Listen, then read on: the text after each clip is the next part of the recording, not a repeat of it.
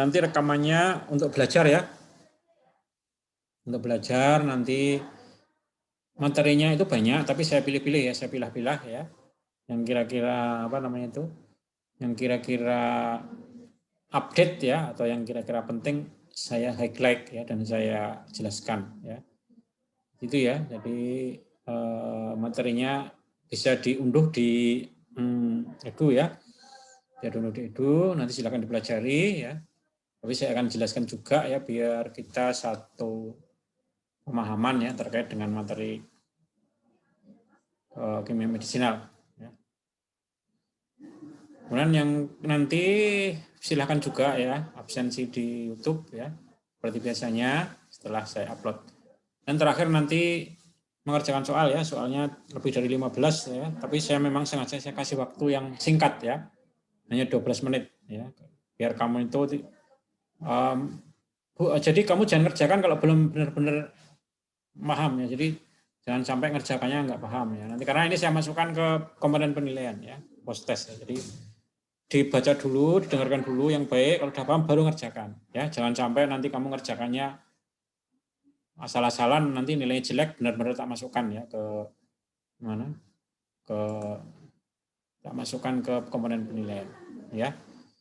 Jadi kalau kamu apalkan cepat oleh ngerjakan gitu ya, kalau kamu sudah mudeng oleh ngerjakan cepat ya. Jadi waktu 12 menit itu cukup gitu ya. Ya oke. Kita mulai materinya. Materinya adalah hubungan struktur aktivitas antibiotik atau HSA antibiotik ya. HSA antibiotik.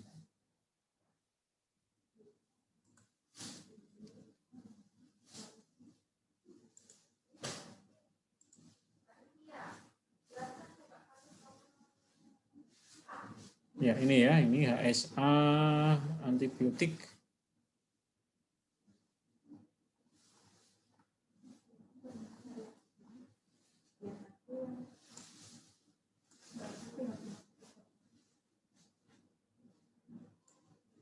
Ya, kita awali dulu ya dengan antibiotik. Ini kan sudah Anda pelajari ya sebenarnya, walaupun belum banyak ya di farmakologi, ya, harusnya nanti yang dipelajari. Nah, sekali lagi untuk materi kimia medisinal itu beda dengan farmakologi ya. Kalau farmakologi itu lebih banyak fokus di efek terapinya ya. Kalau kimia medisinal lebih fokus ke strukturnya ya. Jadi kimia medisinal itu kombinasi antara farmasi klinik ya, farmakoterapi, farmakologi dan kimia organik. Ya, jadi ini mengkombinasikan dua ilmu ya. Jadi kimia medisinal itu ada kliniknya juga ya, ada farmakologinya, tapi ada juga struktur ya, pengetahuan tentang struktur atau kimia organik. Itu ya. Ini materinya saya ambil dari PDF ya. Ini antibiotik itu sejarahnya panjang ya, tapi nggak usah kita bahas ya. Kita masuk aja ke topik, langsung ke topik tentang antibiotik ya. Ini ya, jadi antibiotik itu mempunyai ciri ya, mempunyai ciri. Antibiotik itu suatu bahan kimia yang digolongkan ke dalam, antibiotik itu suatu bahan kimia ya, suatu bahan kimia ya, yang mempunyai ciri itu 4 ya, cirinya ada 4 antibiotik itu. Yang pertama, antibiotik adalah metabolisme ya. Antibiotik adalah produk metabolisme. Bisa juga metabolismenya itu terjadi di dalam tumbuh-tumbuhan ya. Jadi yang antibiotik alami itu metabolisme di dalam tumbuhan ya, atau dalam jamur ya, dari jamur ya, produk metabolisme misalnya dari penisilin ya, itu kan produk metabolisme ya, dari jamur Penicillium strychochnum, atau melalui produksi yang dilakukan melalui sintesis kimia, yaitu proses metabolisme juga ya. Misalnya antibiotik semisintesis ya, itu produk metabolismenya itu ada beberapa jenis yang dibuat secara sintesis. Kemudian merupakan produk yang dibuat murni di dalam laboratorium, yaitu produk sintesis murni. Tapi ini merupakan analog ya. Jadi strukturnya mirip dengan antibiotik alamiah. Jadi produk sintesis ini adalah meniru produk alamiah. Itu kemudian antibiotik itu mempunyai ciri yaitu dapat menghambat pertumbuhan suatu organisme, mikroorganisme. Jadi mikroorganisme itu contohnya bakteri, ya, bakteri patogen. Jadi intinya antibiotik itu bisa membunuh atau mematikan bakteri atau membunuh mikroorganisme. Itu bagaimana caranya? Ya caranya adalah dengan menguji dengan uji daya hambat. Jadi nanti kalau Anda skripsi yang ada daya hambat terhadap antibiotik. Ya. Kemudian antibiotik ini pada konsentrasi sangat rendah, ya mungkin ukurannya itu mikro, ya ukurannya mungkin mikrogram, ya kecil, ya bisa membunuh mikroorganisme. Jadi pada konsentrasi sangat rendah, dia bisa membunuh mikroorganisme. Itu ciri-ciri dari antibiotik ya secara umum, ya, seperti itu. Oke, kemudian penggolongan antibiotik. Ya, antibiotik itu ada dua golongan, ya. Yang pertama yang spektrum spektrum lebar, ya, atau spektrum luas, ya. Jadi spektrum lebar atau spektrum luas, ya. Nih ya, atau dan antibiotik spektrum sempit, ya. Jadi antibiotik itu ada yang golongan spektrum luas dan spektrum sempit. Apa bedanya antibiotik golongan spektrum luas dan spektrum sempit? Ya nanti kita jelaskan. Ya. Tapi ini contohnya ya, kalau antibiotik spektrum luas itu contohnya di sini ada tetrasiklin ya misalnya ya tetrasiklin. Ya. Itu spektrum luas. Ya. Nah kemudian klorampenikol ya dan sebagainya. Nah apa ciri dari antibiotik spektrum luas? Cirinya adalah bisa membunuh bakteri gram positif dan gram negatif. Ya, jadi dia bisa membunuh bakteri gram positif dan gram negatif. Jadi itu artinya dia antibiotik spektrum luas. Nah kemudian kalau contohnya antibiotik spektrum sempit ini ya, contohnya antibiotik ini ya, di bawahnya ada listnya ya ini ya, antibiotiknya ya. Nah, bedanya apa dengan spektrum luas? Kalau antibiotik spektrum sempit itu dia efektif pada spektrum tertentu ya. Misalnya hanya bakteri gram positif saja, misalnya ini ya. Jadi dia tidak gram negatif tapi hanya gram positif. Jadi kan sempit ya, tidak. Kalau yang spektrum luas kan bisa bakteri gram positif, bisa bakteri gram negatif. Ini hanya positif aja. Contohnya ini ya, eritromisin ya misalnya, asitrasin dan sebagainya. Kemudian yang hanya efektif pada gram negatif saja, ya ini ya. Jadi ini juga termasuk spektrum sempit, ya. Contohnya polimixin, ya, koliksin, ya dan sebagainya. Kemudian antibiotik yang efektif terhadap Mycobacteria, ini kuman tuberkulosis, ya. Jadi dia bisa digunakan untuk mengobati TBC, ya. Hanya untuk mengobati TBC aja, ya. Ini sempit, ya. Spektrumnya sempit banget, ya. Jadi sempit, narrow spektrum atau spektrum sempit. Contohnya ini misalnya streptomycin yang terkenal, ya. Rifampicin dan sebagainya. Kemudian antibiotik yang hanya efektif terhadap jamur. Ya, jadi dia hanya bisa membunuh jamur, membunuh mikroorganisme yaitu jamur. Ya, mungkin yang terkenal adalah Grisofulvin, ya, yang terkenal ya. Grisofulvin, nistatin, ya ini banyak dibuat salep ya, nistatin, ya salep betason N, itu ya, benoson N itu isinya nistatin. Ya, bahkan obat tetes mata ya, sendositrol itu isinya nistatin. Ini bisa untuk membunuh jamur juga ya, jamur. Jadi kalau ada salep isinya nistatin itu untuk jamur, ya. Grisofulvin, nistatin, ya grisofulvin buat minum. Jadi ini sempit sekali ya, hanya untuk jamur aja ya, hanya untuk jamur aja. Kemudian ada yang antibiotik untuk neoplasma ya, untuk terapi kanker. Misalnya bleomycin yang terkenal ya, doxorubicin ini sangat terkenal ya, doxorubicin itu sangat terkenal. Ya, untuk mengobati terapi kanker paru-paru ya, bleomycin sangat populer. Doxorubicin ya itu juga sangat populer di rumah sakit. Ini untuk kanker, jadi hanya digunakan untuk neoplasma dan kanker aja. Jadi lebih sempit lagi spektrumnya ya, lebih sempit lagi spektrumnya. Jadi kalau saya simpulkan antibiotik spektrum sempit itu lebih kuat efeknya, tapi anunya sempit, ya.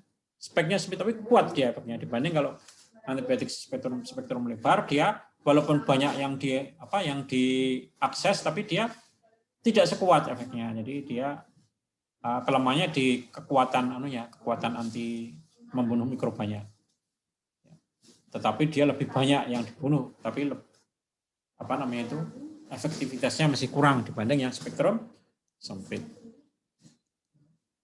Ya, kemudian ini yang lain adalah mengenai ini kalau ini sasaran targetnya ya, ini nanti banyak dibahas di farmakologi ini ya, tidak akan saya bahas ya. Ini banyak dibahas di mata kuliah farmakologi. Ya. Ya. Ini saya skip aja ya, ini saya skip ya, ini nanti mungkin ada yang bahas sendiri ya di farmakologi. Skip, kemudian kita masuk ke penggolongan antibiotik ya. Kita masuk ke penggolongan antibiotik. Yang kita mulai dulu yang paling terkenal ya, yang dinamakan turunan penisilin. Ini paling terkenal. Nah, obat turunan penisilin ini adalah termasuk golongan antibiotik beta-laktam. Ya, antibiotik apa? Beta-laktam. Jadi antibiotik beta-laktam ini adalah antibiotik yang mempunyai cincin beta-laktam, ya. Maka dinamakan antibiotik beta-laktam. Nah, yang pertama adalah turunan penisilin. Ya, ini turunan penisilin ini adalah antibiotik yang diambil secara dari jamur, ya. Jadi ini dari jamur, maka dinamakan antibiotik alamiah, ya, dari jamur. Namanya jamur Penicillium schizophrenium. Jamur Penicillium schizophrenium, atau juga dari Penicillium notatum. Yang paling banyak ini dari sini ya, dari Penicillium schizophrenium. Nah, ini adalah antibiotik alami ya. Jadi tidak disintesis di laboratorium, tapi hanya diambil dari jamur. Ini yang dinamakan dari hasil metabolisme tadi ya. Jadi dia hasil metabolisme dari jamur menghasilkan antibiotik penisilin. Nah, apa ciri dari antibiotik golongan turunan penisilin ini ya? Ini mempunyai dua cincin ya, mempunyai dua cincin atau mempunyai dua struktur, yaitu rantai samping ya, dan ada rantai sampingnya ini ya, ini rantai samping ya, dan ada 6 aminopenicillic acid atau 6 apanya itu di sini ya, 6 apa ya, 6 aminopenicillic acid. Nah, yang kayak rumah ini adalah beta-laktamnya ya, beta-laktam. Maka dinamakan antibiotik golongan beta-laktam. Nah, ini ciri-cirinya adalah golongan turunan dari penisilin. Ini ada rantai samping. Ini rantai samping namanya ya. Oke, kemudian untuk ini beberapa contohnya ya, saya skip aja, nanti dibaca ya. Saya skip, kemudian ini juga ya, saya skip aja ya. Nanti dibaca ya, itu strukturnya ya, contoh strukturnya. Nah, kita masuk ke ini kalau ini aminopenicillin. Kita masuk ke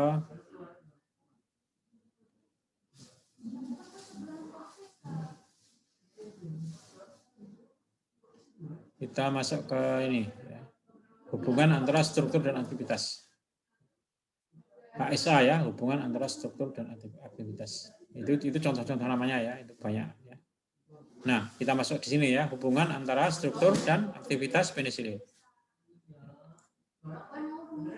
Nah, penisilin itu kan ada beberapa jenis ya, kelebihan dan kekurangannya. Ada penisilin yang tahan asam. Ya, ada penisilin yang tahan asam. Jadi kalau penisilin itu kita makan ya, kita minum, nanti kalau dia masuk ke lambung itu dia tidak rusak ya, karena lambung kan asam ya, namanya penisilin tahan asam. Nah, penisilin tahan asam ini ya mempunyai gugus fenoksi ya, yang terikat pada rantai samping. Dia mempunyai gugus fenoksi yang terikat pada rantai samping ya. Itu tahan asam dia ya, jadi dia bagus ya untuk sediaan bentuk tablet ya, karena tidak rusak oleh asam lambung. Dan yang kedua, penisilin yang tahan terhadap enzim beta laktamase. Nah, apa namanya itu? Tahan terhadap enzim beta laktamase. Nah, ini apa namanya? Beta laktamase itu apa toh? Beta laktamase adalah enzim ya, enzim yang bisa merusak cincin beta laktam. Ya, jadi dia bisa merusak cincin yang ini, ya, bisa rusak. Siapa yang menghasilkan beta laktamase itu adalah bakteri Staphylococcus.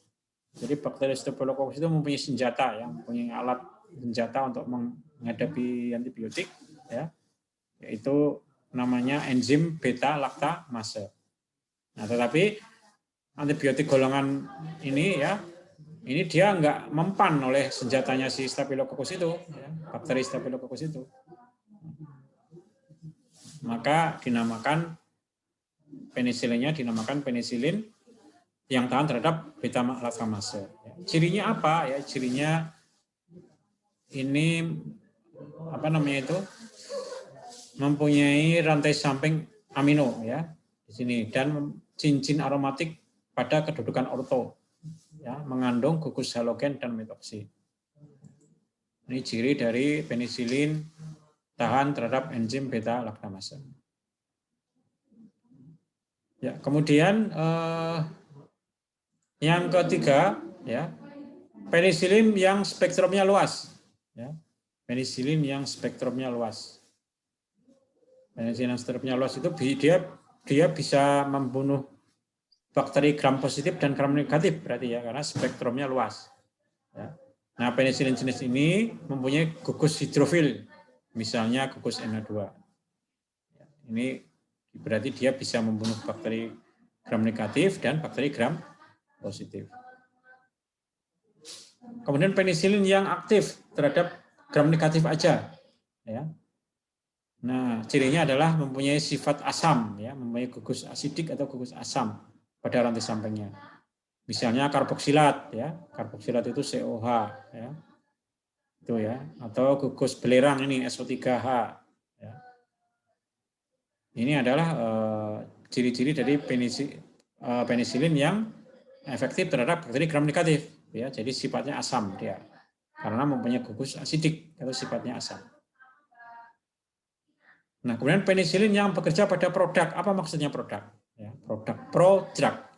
Ya, prodrug itu artinya dia itu yang aktif adalah hasil metabolismenya, maka dinamakan prodrug. Jadi aslinya obat ini nggak aktif ya, tapi kalau kita uji di laboratorium nggak aktif dia, nggak punya efek terhadap bakteri. Tapi kalau kita minum ya, kemudian dia dilakukan proses metabolisme oleh tubuh kita ya, dia menjadi metabolitnya itulah yang akan aktif. Maka dikatakan prodrug. Jadi belum merupakan obat. Dia bisa jadi obat kalau sudah kita minum dan mengalami proses metabolisme. Ya, itu namanya penisilin yang bekerja sebagai produk. Contohnya adalah penisilin yang dibuat bentuk garamnya. Jadi dalam bentuk garam misalnya yang terkenal adalah prokain penisilin G ini yang populer ya, cukup populer ya. Ini bentuknya injeksi, ya, suntikan. Itu termasuk jenis penisilin prodrug. Kemudian yang lain misalnya mempunyai ester ya pada gugus karboksil. Ya, ini ya, membentuk ester. Ester itu kan Anda pernah tahu belajar kimia organik itu C ya. Ada apa? Ikatan atom C, ada apa? Ada ikatan rangkap ya.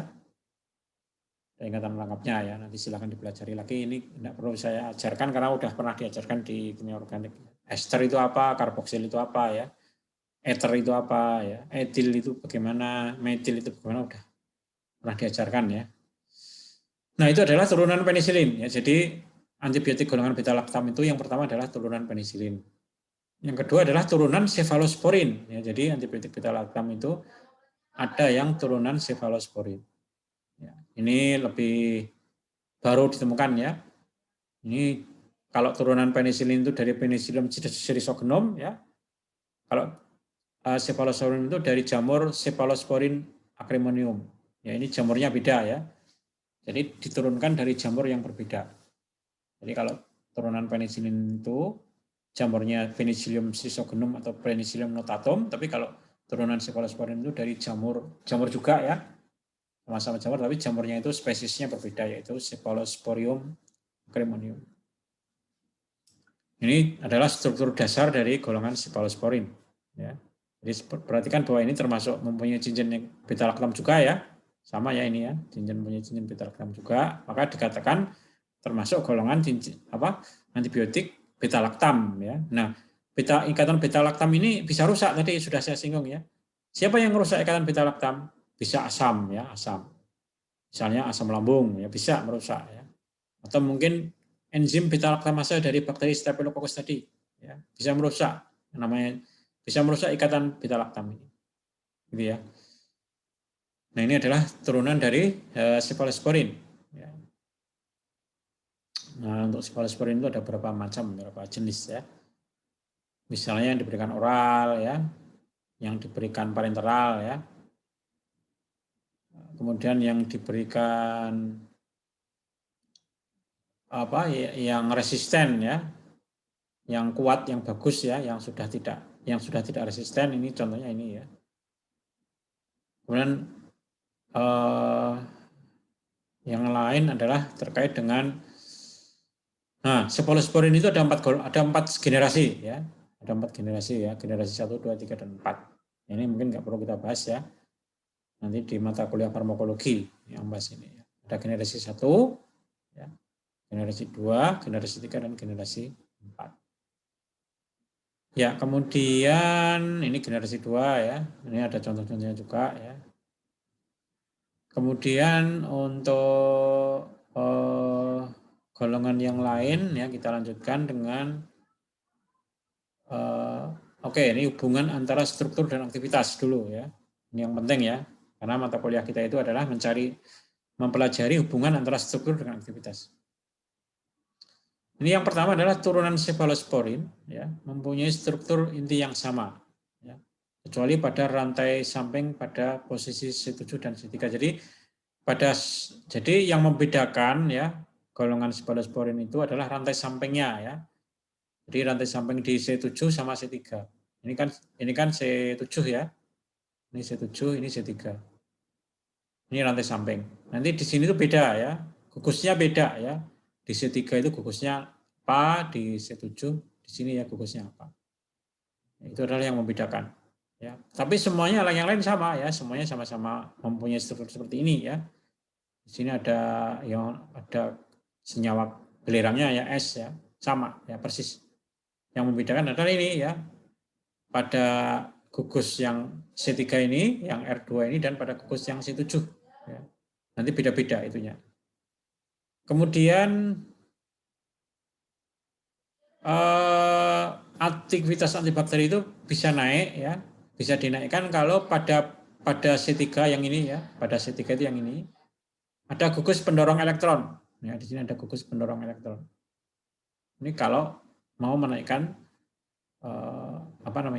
efektivitas dari antibakterinya. Kemudian aktivitas biologisnya ya itu sangat tergantung pada rantai samping pada C7. Jadi di sini. Kalau di sini itu untuk aktivitas biologis ya. Di sini ya. Kalau di sini aktivitas antibakteri yang di sini. Jadi yang di sini itu yang berperan terhadap antibakteri, yang C3, kalau C7 yang berperan terhadap aktivitas biologisnya. Oke, itu dua hal yang penting ya. Jadi C7 dan C3 ini ya. Jadi perhatikan bahwa C7 dan C3 ini berperan besar dalam membedakan kemampuannya ya. Kalau C3 itu terkait dengan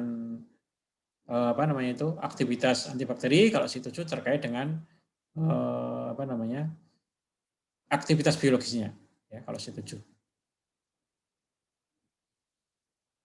Ya, itu kemudian untuk golongan yang kedua ya, setelah golongan beta lactam kita masuk ke golongan aminoglikosid. Ya, golongan aminoglikosida. Golongan aminoglikosida ini mungkin Anda sudah pernah ya mendengar ya. Contohnya streptomisin, ya, neomisin, kanamisin, gentamisin, dan natilmisin. Ya, kalau yang streptomisin itu untuk mengobati Mycobacterium tuberculosis, ya, atau apa namanya itu, TBC, ya, yang streptomisin ini, ya, mengobati TBC, ya, streptomisin. Ya, ini strukturnya beda-beda, ya, strukturnya beda-beda, ya, mirip, enggak begitu mirip strukturnya. Ya, kemudian pada prinsipnya, ya, golongan aminoglycosida itu mempunyai gugus gula amino seperti ini, ya, gugus gula amino. Ini gugus aminonya, ini gugus gulanya yang seperti ini. Ya, jadi namanya gugus gula amino, ini aminonya, ya, di sini yang terikat di C5, C6. Pada prinsipnya seperti itu, ya, mempunyai gugus gula amino. Nah, kemudian biar dia itu lebih sensitif, ya, biar dia itu lebih sensitif, maka pada C6 dan C2, ya, maka pada C6 dan C2, ya, ini C6, ya, ini C6, ini C2, ya, itu harus dilakukan modifikasi, ya. Nggih, nggih, kuliah. Ya. Ini C6 dan C2, ya, C6 dan C2 ini berperan dalam efektivitasnya, ya. Nah, jika ada substitusi pada C6 dapat menyebabkan lebih sensitif terhadap enzim. Ya, jadi dia lebih kuat efeknya, ya. Kalau pada C6 itu diganti. C6 itu ini, ya. Nah, kemudian yang bawahnya hilangnya gugus 3OH atau 4OH, ya. Gugus 3OH itu di sini, ini 3OH, ya. Ini 3OH, ini 4OH. Kalau ini hilang, tidak berpengaruh. Jadi kalau ini dihilangkan itu efeknya nggak berpengaruh, ya. Jadi kalau ini dihilangkan, jadi OH-nya diambil, ya, nggak ada, dihilangin. Ini dihilangin, itu nggak berpengaruh. Jadi efeknya tetap nggak ada pengaruhnya terhadap efek antimikrobanya. Tapi yang berefek itu yang ini tadi, yang posisi C6 dan C2, ya. C2 itu yang ini, ya. C6 yang ini. Ya, C6 yang ini, C2 yang ini. Itu ini namanya gugus gula amino, ya. Ini gugus gula amino. Kemudian gugus yang lain, ya, ini gugus aminosiklositol, ya, ini juga mempunyai pengaruh, ya. Misalnya asetilasi, ya, asetilasi. Asetilasi, ya, asetilasi itu pemberian gugus asetil, ya, gugus asetil mungkin Anda bisa pelajari seperti apa, ya, pada posisi C1, ya. Ini menyebabkan hilangnya aktivitas. Ya, C1 mana? Coba dilihat. Nah, ini C1. Jadi kalau ini diganti dengan gugus asetil, ya, NH2-nya diganti gugus. Ini yang NH2-nya diganti gugus asetil, ya. Ini anunya hilang, ya. Efeknya hilang kalau ini. Ya, ini golongan. Kemudian yang ketiga adalah golongan tetrasiklin. Ya, ini sangat populer, ya, antibiotiknya, ya. Golongan tetrasiklin. Zaman dulu itu antibiotik ini sangat hebat, ya, zaman dulu. Bahkan sekarang banyak orang yang masih mencari, ya, tetrasiklin ini, ya, masih banyak yang mencari, tapi sudah cukup resisten, ya, sekarang. Sudah banyak yang kebal, ya. Seperti kita tahu, tetrasiklin ini mempunyai 4 cincin, ya, karena dari kata-kata tetra, ya, jadi dia mempunyai 4 cincin. Ya. Jadi karena dia mempunyai 4 cincin dinamakan tetrasiklin, ya. Nah, ini termasuk antibiotik apa? Antibiotik spektrum lebar, ya, karena tetrasiklin bisa membunuh bakteri gram positif dan bakteri gram negatif. Ya. Kemudian penggolongan tetrasiklin, ya, ini yang tetrasiklin alami dulu, ya. Ini yang terkenal adalah tetrasiklin dan oksitetrasiklin. Ya. Kalau oksitetrasiklin ini buat salep, ya, kebanyakan, ya. Ini cara membedakannya adalah gugus pada R1, R2, dan R3. Jadi ini kan R1, ya, ini R1. Enggak, ini R2, ini R3. Ini gugusnya itu bisa kita ganti-ganti. Nah, kalau R1 dan R3-nya itu H aja, ya, di sini kita ganti H, ion nitrogen, di sini kita ganti ion nitrogen, maka namanya tetrasiklin, ya. Kalau gugus R1-nya yang ini ya, ini R1 itu diganti dengan Cl atau klor ya, itu dinamakan oksitetrasiklin. Ya seperti itu. Itu kira-kira itu penggambarannya. Ini adalah termasuk golongan tetrasiklin alami ya, tetrasiklin alami. Yang terkenal ini ya tetrasiklin dan oksitetrasiklin. Kemudian tetrasiklin semisintesis ya dibuat kombinasi, cara membuatnya adalah kombinasi dengan cara sintesis dan dengan cara alami ya. Ini kalau kita baca dari tabelnya ini ada 4 R ya, ada 4 gugus R ya. Ini R1 ya, R2, R3, R4 ya. Jadi dia lebih banyak ya R-nya ini di sini. Yang berpengaruh lebih banyak ya. Ini kalau doxycycline itu ini seperti ini ya. Doxycycline itu OH, H, jadi doxycycline itu R1-nya OH ya. Jadi R1 itu kan ini ya, R1-nya OH ini. Jadi ini diganti dengan OH. Itu kalau itu apa? Itu doxycycline ya. Ya, kemudian yang lain ini yang tetrasiklin yang jenis golongan protetrasiklin ya ini ya, protetrasiklin. Ya, kemudian apa ya yang lain ini saya skip aja ini ya. Kita masuk ke golongan selanjutnya, keempat adalah golongan polipeptida. Ya, golongan polipeptida ya. Contohnya apa? Contohnya contohnya polimixin ya. Basiterasin itu golongan polipeptida ya. Bentuknya seperti ini. Ya, golongan polipeptida itu bentuknya seperti ini. Kenapa dinamakan polipeptida? Karena mempunyai struktur polipeptida yang kompleks ya. Ya, jadi dia mempunyai struktur polipeptida yang kompleks. Nah, dinamakan golongan polipeptida ya. Contohnya ini yang terkenal apa toh? Contohnya polimixin ini sangat populer ya. Polimixin ini banyak digunakan untuk obat mata ya. Polimixin. Kemudian kita masuk ke golongan kelima yaitu golongan makrolid ya, golongan makrolid. Golongan makrolid itu seperti namanya ya, mempunyai yang besar ya, mempunyai struktur yang besar ya, namanya dinamakan makrolid. Ya. Apa yang besar itu cincin laktonnya besar dia. Jadi dia dikatakan makrolid karena cincin laktonnya itu besar. Ya, sampai mengandung 12 sampai 17 atom, jadi besar ya, besar banget ya. Nah, biasanya cincin itu paling-paling hanya 6 ya isinya, tapi ini sampai 12 ya, sampai 17. Maka dikatakan golongan makrolid ya. Selain itu, antibiotik golongan makrolid ini mempunyai gugus keton ya. Anda masih ingat gugus keton seperti apa ya? Gugus keton itu rumusnya R ya, C ya. R ada ikatan rangkapnya ya. Nanti bisa dilihat lagi ya. Gugus keton. Itu beberapa ciri dari golongan makrolid ya. Jadi kita lihat aja di sini ya. Ini ada 3 ya, eritromisin, roxithromycin dan clarithromycin yang termasuk antibiotik golongan makrolid. Kemudian golongan linkomisin. Ya, golongan linkomisin. Ini contohnya ada linkomisin sendiri ya. Golongan linkomisin ini adalah turunan dari golongan makrolid ya, turunannya dari golongan makrolid.